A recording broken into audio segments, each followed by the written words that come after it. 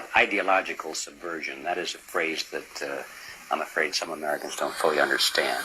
When the Soviets used the phrase ideological subversion, what do they mean by it? Ideological subversion is the process which is legitimate, overt, and open. You can see it with your own eyes. All you have to do, all American mass media has to do, is to unplug their bananas from their ears, open up their eyes, and they can see it.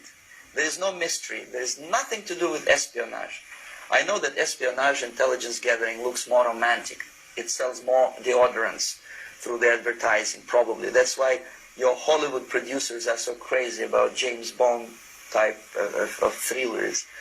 But in reality, the main emphasis of the KGB is not in the area of intelligence at all. According to my opinion and opinion of many defectors of my caliber, only about 15% of time, money, and manpower is spent on espionage as such. The other 85% is a slow process which we call either ideological subversion or active measures, активные мероприятия in the language of the KGB, or psychological warfare. What it basically means is to change the perception of reality of every American to such an extent that despite of the abundance of information, no one is able to come to sensible conclusions in the interests of defending themselves, their families, their community, and their country. It's a great brainwashing process which goes very slow, and it's divided in four basic stages. The first one being demoralization. It takes from 15 to 20 years to demoralize a nation. Why that many years? Because this is the minimum number of years which requires to educate one generation of students in the country of your enemy, exposed to the ideology of the enemy. In other words, Marxism-Leninism ideology is being pumped into the soft heads of at least 3 generations of American students without being challenged or counterbalanced by the basic values of Americanism, American patriotism. The result you can see. Most of the people who graduated in the 60s, dropouts or half-baked intellectuals, are now occupying the positions of power in the government, civil service, business, mass media, educational system. You are stuck with them. You cannot get rid of them. They are contaminated. They are programmed to think and react to certain stimuli in a certain pattern. You cannot change their mind, even if you expose them to authentic information, even if you prove that white is white and black is black, you still cannot change the basic perception and the logic of behavior. In other words, these people, the process of demoralization is complete and irreversible. To get rid of society of these people, you need another 20 or 15 years to educate a new generation of patriotically minded and common sense people who would be acting in favor and in the interests of the United States society. And yet these people who've been programmed and, as you say, in place, and who are favorable to an opening with the Soviet concept, these are the very people who would be marked for extermination in this country? Most of them, yes. Simply because the psychological shock when they will see in future what the beautiful society of equality and social justice means in practice, obviously they will revolt. They will be very unhappy, frustrated people. And the Marxist-Leninist regime does not tolerate these people. Obviously they will join the links of dissenters, dissidents. Unlike in present United States, there will be no place for dissent in future Marxist-Leninist America. Here you can get popular like Daniel Ellsberg and filthy rich like Jane Fonda for being dissident, for criticizing your Pentagon. In future, these people will be simply squashed like cockroaches. Nobody is going to pay them nothing for their beautiful, noble ideas of equality.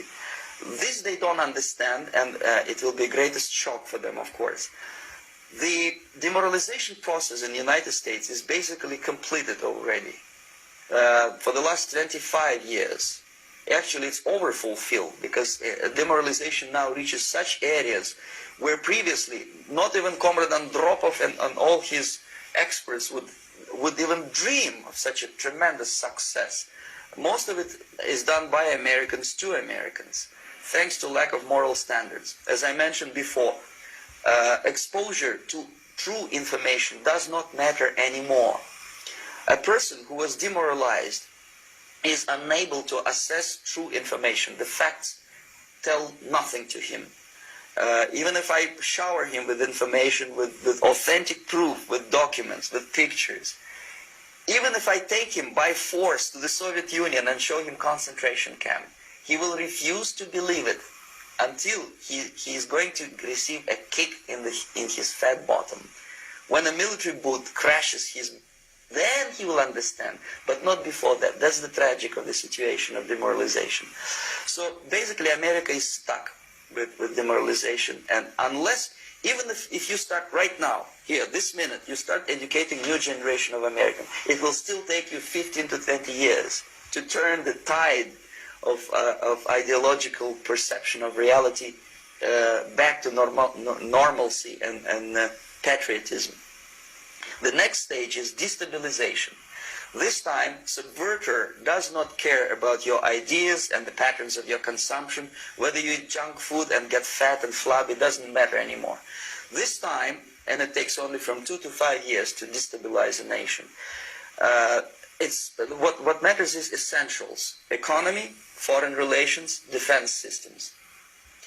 And you can see it quite clearly that in some areas, in such sensitive areas as defense and economy, the influence of Marxist-Leninist ideas in the United States is absolutely fantastic. I could never believe it 14 years ago when I landed in this part of the world, that the process will go that fast.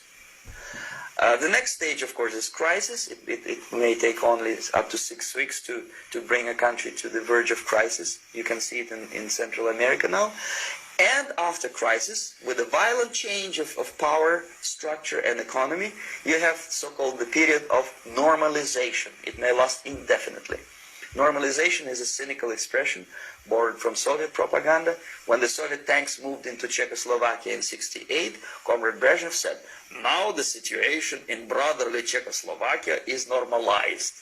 This is what will happen in the United States if you allow all these schmucks to bring the country to crisis, to promise people all kind of goodies and the paradise on earth, to destabilize your economy, to eliminate the principle of free market competition, and to put a big brother government in Washington, D.C., with benevolent dictators like Walter Mondale, who will promise lots of things, never mind whether the promises are fulfillable or not. He will go to Moscow to kiss the bottoms of new generation of Soviet assassins. Never mind. He will create false illusions that the situation is under control. Situation is not under control. Situation is disgustingly out of control. Most of the American politicians, media, and educational system trains another generation of people who think they are living at a peacetime. False. The United States is in the state of war, undeclared total war against the basic principles and the foundations of this system. And the initiator of this war is not Comrade Andropov, of course. It's the system. However ridiculous it may sound, the world communist system, or the world communist conspiracy. Whether I scare some people or not, I don't give a hoot. If you are not scared by now, nothing can scare you. But you don't have to be paranoid about it. What actually happens now, that unlike myself, you have literally several years to live on unless the United States wake up. The time bomb is ticking. With every second, the disaster is coming closer and closer. Unlike myself, you will have nowhere to defect to, unless you want to live in Antarctica with penguins. This is it. This is the last country of freedom and possibility. Okay, so what do we do? What is your recommendation to the American people? Well, the immediate thing that comes to my mind is, of course, There must be a very strong national effort to educate people in the spirit of real patriotism, number one. Number two, to explain them the real danger of socialist, communist, whatever, welfare state, big brother government. If people will fail to grasp the impending danger of that development, nothing ever can help United States. You may kiss goodbye to your freedom, including freedoms to homosexuals, to prison inmate. All this freedom will vanish, evaporate in 5 seconds, including your precious lives.